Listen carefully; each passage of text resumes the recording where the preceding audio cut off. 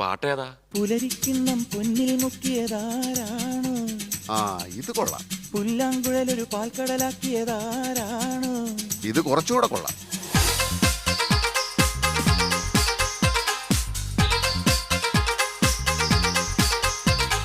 പുലരിക്കിണ്ണം പൊന്നിൽ മുക്കിയതാരാണോ?